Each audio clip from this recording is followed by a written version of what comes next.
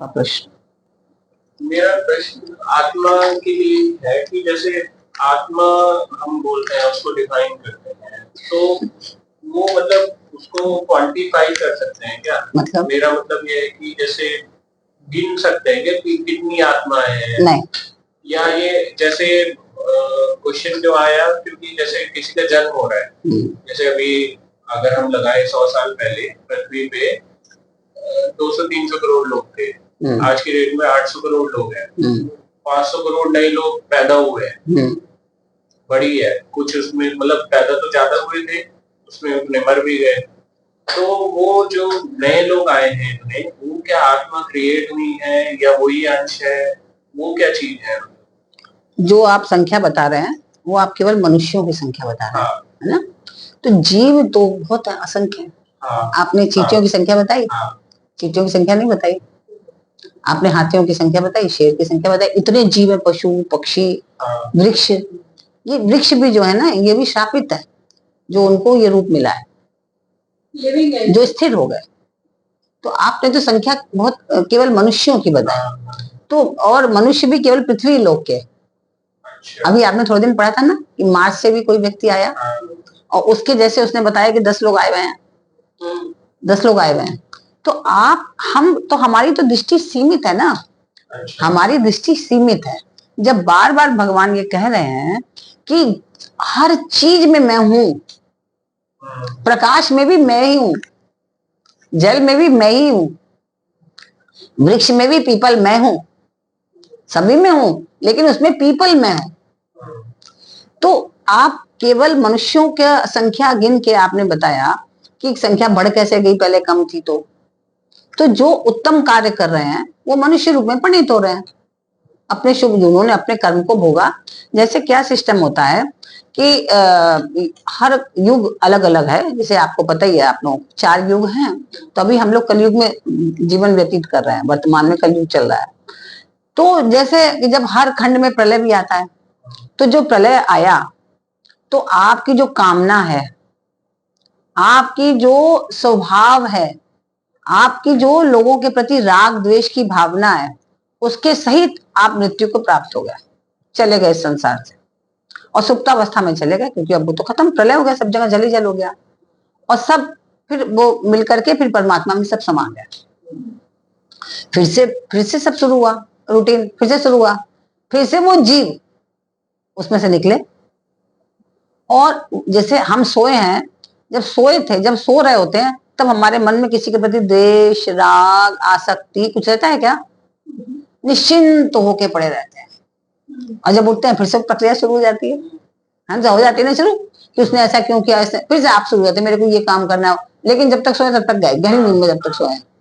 ठीक है, तो ऐसे ही क्या होता है कि जब ये प्रलय मचता है तो मानव जो है यो उसमें चला जाता है, उसमें समा जाता है, सुप्त अवस्था में चला जाता है, उस सब प्रभु में लीन हो जाता है। फिर से वही उसमें निकलते हैं विष्णु भगवान, और फिर से उसके नाभि से ब्रह्मा निकलते हैं, फिर अलग अलग सबका वो कर्म है, वो पैदा कर रहा है, वो नाश कर रहा है, वो पालन कर रहा है, सबके अलग अलग सिस्टम शुरू होते हैं फिर से। लेकिन वो जीव जो है अपने कर्मानुसार फिर से जीवन ग्रहण करते हैं, कोई पशु का, कोई पक्षी का, कोई मानव का, कोई वृक्ष का, उसके हिसाब से लेते हैं।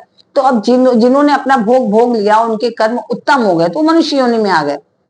इस तरह से हमारी संख्या बढ़ती और घटती रहती है, क्योंकि हम तो केवल मनुष्य लोक को देख रहे हैं, पृथ्वी लोक को देख रहे हैं। अभी हमको तो पता नहीं कितने पाताल लोक हैं, कितने और लोग हैं, पितर लोक में कितने लोग बैठे हैं, चंद्र लोक में कितने लोग बैठे हैं, मंगल लोक में कितने लोग बैठे हैं।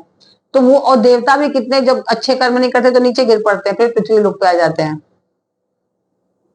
जब उनका पुण्य क्षीण हो जाता है तो फिर से पृथ्वी पे आ जाते हैं, तो वो कहाँ जाएंगे? फिर वो संख्या बढ़ रही है। आपने ये तो बताया कि मानव की संख्या बढ़ गई, लेकिन आपने ये बताया कि कहीं शेर की संख्या घट गई, कहीं डायनासोर दिखता ही नहीं है, खत्म हो गया, वो सब कहाँ गए सब? वो सब संख्या भी तो घट गई। तो संख्या वो बैलेंस हो रहा है, जैसे जैसे रूप में संख्या बढ़ रही है। देवता जैसे देवता जो उनके कर्म है, जैसे हमने नहुष की कहानी सुनाई थी ना, नहुष की, जो राजा जो नहुष थे, वो अपने उन्होंने अच्छे अच्छे कर्मों के कारण उनको स्वर्ग की प्राप्ति हो गई, इंद्र पद उनको प्राप्त हुआ। इंद्र किसी का नाम नहीं है, पद है, जैसे प्रधानमंत्री पद है ना, ऐसे इंद्र किसी का नाम नहीं है, वो अलग अलग नाम के। नहुष राजा भी इंद्र बने, ऐसे कोई भी, आपने अगर बहुत अच्छे कर्म किए तो आप बन जाएंगी, है ना, तो आप रहेंगे तो नीना जी लेकिन कहलाएंगे इंद्र। हाँ, तो ऐसे ही क्या है, इंद्र पद है। तो राजा नहुष जो है भगवान शिव के दामाद थे, उनकी अशोक सुंदरी पुत्री थी, उनके पति थे राजा नहुष। तो वो उन्होंने इतने अच्छे कर्म किए थे कि वो इंद्र बन गए। अब जब इंद्र बन गए, इंद्र तो बन गए, लेकिन अहंकार कहाँ जाएगा आपका, अहंकार 7वें दर्जे पर। तो उन्होंने ये इच्छा जाहिर की कि जो इंद्र की पत्नी है वो मेरे पास आए और मैं उनके संग रहूंगा, और पूरा वो मेरा उतना ही ध्यान रखे जितना इंद्र का रखता था, पहले राजा का रखते थे। तो ये तो गलत है। तो अब वो बहुत बुद्धिमती थी, उन्होंने कहा कि भाई ये तो क्या करा जाए, अब जब उसकी बात माननी भी पड़ेगी, वो तो राजा हो गया। तो उन्होंने कहा अच्छा ठीक है, मैं आपको स्वीकार करूंगी, लेकिन उसके पहले आपको सप्तऋषियों का वो कहार बनाइए और वो रथ पे आपको लेकर के आए, तब आप हमारे पास आइएगा, तब आपको स्वीकार करेंगे। ठीक, सप्तऋषियों को आज्ञा दिए, चलो आ जाओ रथ लेकर के, हमें कहार, तुम लोग कहार बनो सप्तऋषियों, हमें लेके चलो। बुद्धि इतनी भ्रष्ट हो गई थी, सप्तऋषियों को उन्होंने कहार बना लिया। कहार बना के चलने लगे। जब चलने लगे तो जो जो थे ये सप्तऋषि ऐसे चल रहे थे, धीरे धीरे चल रहे थे, कभी जल्दी चल रहे थे, कभी खड़े हो जा रहे थे, कभी रुक रहे थे।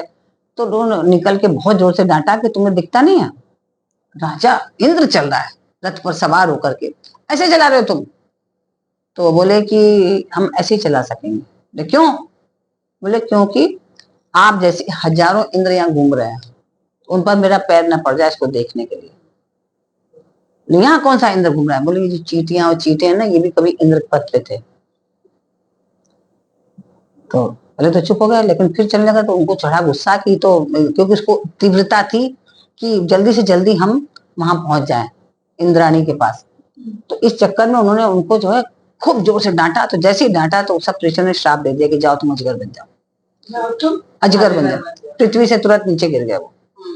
तो योनि में चलेगा, दूसरी योनि में, मनुष्य योनि भी नहीं मिली उसको। जब अपना भोग भोगा तो भोगते रहे अपना। तो क्या होता है कि हम तो एक को देख रहे हैं।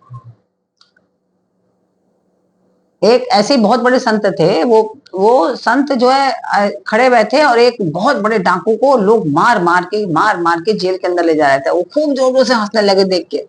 बोले क्यों हंस रहे हो? सबने पूछा रहे तुम हंस क्यों रहे, इसको लेके जा रहे हैं? तो बोले इसलिए हंसे कि तो अगले जन्म में बहुत बड़ा राजा बनेगा, इसने इतने अच्छे अच्छे काम किए, तुम लोगों को पता ही नहीं है। तुमने अभी इसके कोई कर्म को देख के तुम लोग जेल ले जा रहे हो, ले जाओ, अगले जन्म में तो बहुत बड़ा सम्राट बनने वाला है। तो क्या है कि हमें तो अभी पता ही नहीं ना, हमने देखा कितना है। हम तो छोटी सी हमारी दुनिया है, इस दुनिया में हम देख रहे हैं कि, और हमें लग रहा है कि अरे अभी तो हम इतने से मनुष्य थे, अभी इतने कैसे हो गए, और कितने और लोग कम हुए हमने देखा ही नहीं। कितने वृक्ष अलुप्त हो गए, दिखते हैं, पता ही नहीं वो वृक्ष थे, कभी सुनते हैं। ऐसे ही कितने पशु पक्षी, बहुत सारे लोग ऐसे जो लुप्त हो गए, नहीं दिखता। तो इस तरह से मानव की जो संख्या है बड़ा घटती रहती है, इसमें कोई भी वो नहीं है ना। आत्मा तो सब जगह वही है।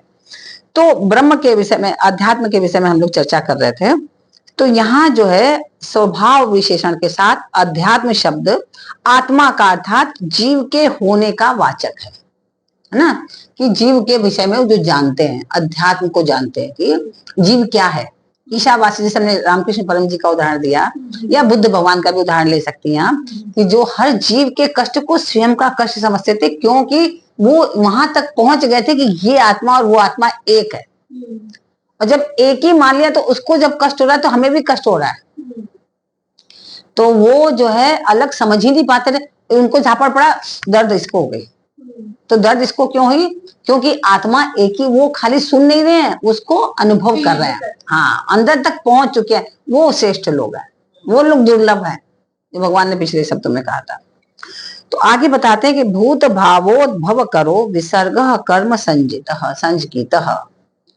कि स्थावर जंगम जितने भी प्राणी हमें देखने में आते हैं, जितने भी प्राणी, जितने भी जीव हैं, जो भी देखने में आते हैं, उनका जो भाव अर्थात होनापन है कि मैं हूं, है ना, ये भाव है ना, उस होनेपन को प्रकट करने के लिए जो विसर्ग अर्थात त्याग है, उसको हम कर्म करते हैं, उसको हम कहते हैं कर्म।